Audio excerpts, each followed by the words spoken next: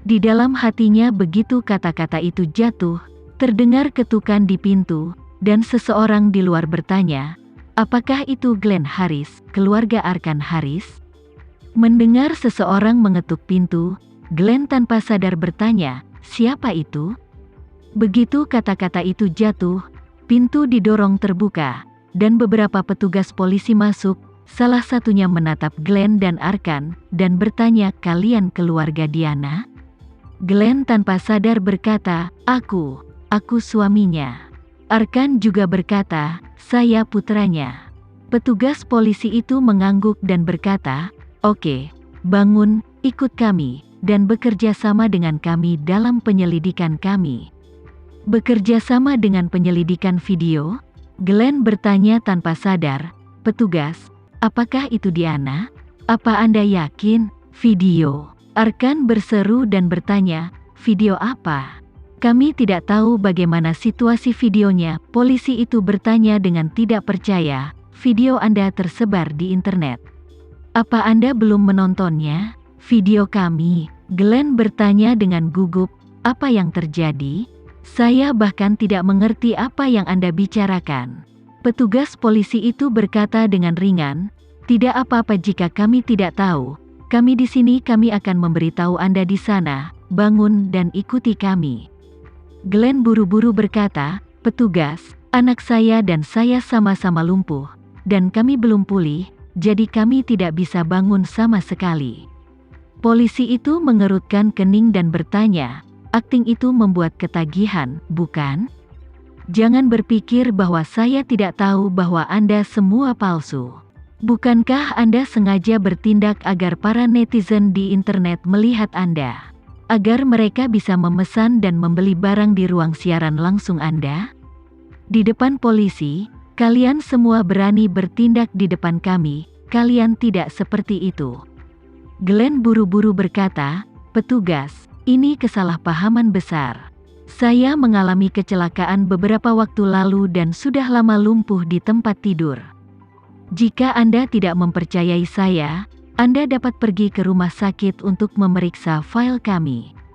Petugas polisi itu mengerutkan kening, mengingat bahwa mereka berdua telah berbaring di tempat tidur sejak mereka memasuki pintu, hampir tidak bergerak dan sedikit percaya pada kata-kata Glenn.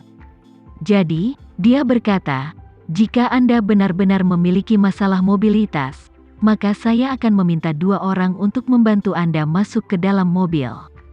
Pertama, pergi ke kantor polisi untuk bekerja sama dengan kami dalam penyelidikan. Setelah penyelidikan selesai, kami akan mengirim kalian berdua kembali." Glenn bertanya dengan gugup, "Petugas, apa yang terjadi? Anda baru saja mengatakan bahwa seseorang mengungkap apa yang kami ungkapkan. Apakah Anda mengekspos streaming langsung istri saya?" "Ya." Petugas polisi itu mengangguk, mengeluarkan ponselnya, membuka video, menyerahkannya kepada Glenn, dan berkata dengan ringan, "Lihat sendiri, lagi pula, Anda sendiri yang mengatakannya, dan tidak ada orang lain yang menuduh Anda atau menuangkan air kotor pada Anda." Glenn menatap video itu, menontonnya diputar secara otomatis, dan kalimat pertama Diana dalam video itu hampir membuat jiwanya ketakutan. Meskipun Arkan, yang sedang berbaring di tempat tidur sebelah, tidak dapat melihat gambar itu, dia tahu apa yang terjadi dari suara itu, dan dia sangat ketakutan hingga merinding di sekujur tubuhnya. Petugas polisi mengambil kembali telepon sebelum video selesai, dan bertanya dengan suara dingin, "Sekarang, tahukah Anda mengapa Anda diminta kembali untuk bekerja sama dalam penyelidikan?" Dahi Glenn sudah bercucuran keringat dingin, dan dia terbata-bata, tapi istriku tidak bisa dianggap pembohong saat dia menyiarkan siaran langsung, karena kami memang lumpuh, dan kami benar-benar tidak punya banyak uang untuk perawatan medis." Polisi itu bertanya kepadanya, "Istri Anda sudah mengendarai Mercedes-Benz Big G? Anda memberitahu saya bahwa Anda tidak punya uang untuk berobat. Apakah menurut Anda saya akan percaya?" Glenn dengan cepat menjelaskan, "Petugas, Anda salah paham, saya tidak berbicara tentang sekarang. Saya berbicara tentang ketika dia baru saja memulai streaming langsung. Saat itu kami benar-benar miskin dan tidak dapat menyingkirkan pot, jadi dia berpikir untuk mendapatkan beberapa hadiah melalui siaran langsung. Tanpa diduga, semakin banyak orang yang mengikutinya, jadi dia mulai melakukan streaming langsung untuk menjual barang, dan uang yang dia peroleh berasal dari siaran langsung. Petugas polisi bertanya dengan suara dingin, "Karena kamu telah mendapatkan begitu banyak uang, mengapa kamu masih menjual kesengsaraan? Mercedes-Benz G milik istrimu seharusnya cukup untuk biaya hidup dan biaya pengobatan kalian berdua, kan?" Netizen yang baik hati membantumu menyelesaikan masalah. Setelah masalahmu selesai, kenapa kamu tidak cepat-cepat melepaskannya? Kenapa kamu terus memakan simpati netizen untuk keluargamu? Kamu sudah punya uang yang tidak bisa kamu habiskan, tapi kamu masih berbicara tentang betapa sengsaranya keluargamu di depan kamera. Apakah menurutmu ini benar? Glenn terdiam sesaat. Dia tahu bahwa masalah ini keterlaluan, dan keluarganya tidak mempedulikannya. Itu seperti chip tetesan air. Jelas bahwa 6 juta cukup untuk menyembuhkan penyakitnya, tapi dia bersikeras untuk menaikkan 6 juta pada chip tetesan air. Pasti ada yang salah dengan itu. Polisi datang ke pintu, yang juga merupakan situasi yang dia bayangkan sebelumnya. Dalam keputusasaan, dia dan putranya hanya bisa dibawa keluar ruangan dengan bantuan beberapa petugas polisi. Orang yang dibawa keluar rumah bersama mereka adalah wanita tua Haris yang baru saja tertidur tetapi dibangunkan dengan mengetuk pintu. Saat ini, wanita tua itu tidak tahu apa yang terjadi. Melihat petugas polisi membawa putra dan cucunya keluar, dia buru-buru bertanya, "Glenn, Arkan, ada apa dengan kalian berdua? Untuk apa polisi menangkapmu?" Petugas polisi dengan cepat menjelaskan, "Nenek, tolong jangan salah paham. Kami tidak akan menangkap kalian bertiga, tetapi karena kalian bertiga dicurigai melakukan penipuan, jadi kami ingin kalian bertiga pergi ke kantor polisi untuk bekerja sama dengan kami dalam penyelidikan kami."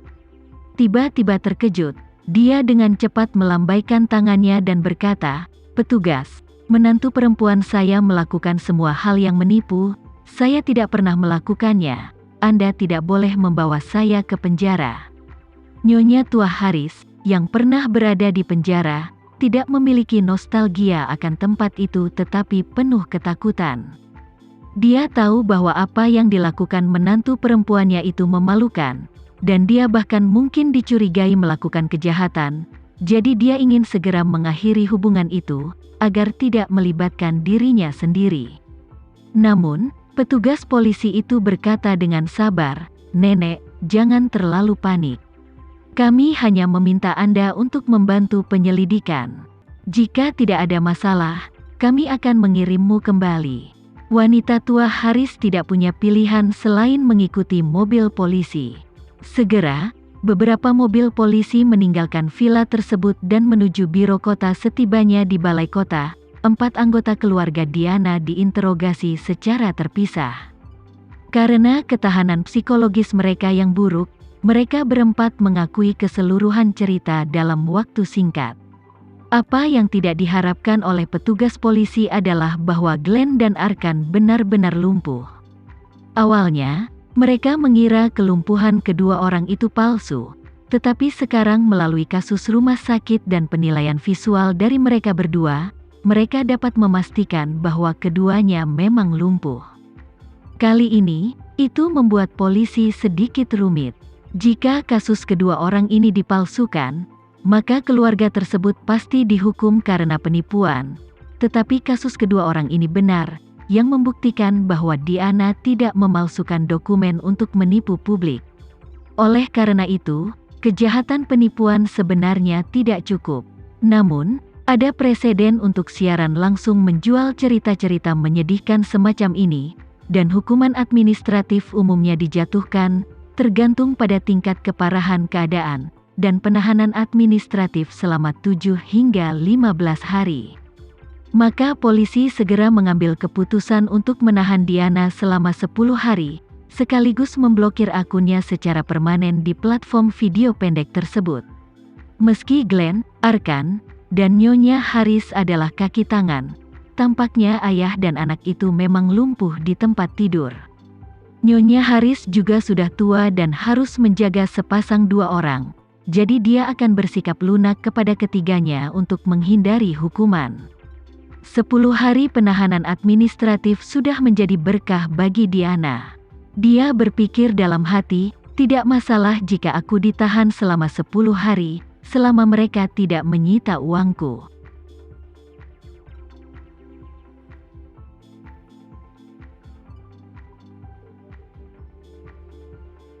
Sekian dulu ya video kali ini, kita lanjutkan lagi videonya di lain waktu. Oh iya, bagaimana menurut kalian? Semoga bisa sedikit menghibur kalian semua.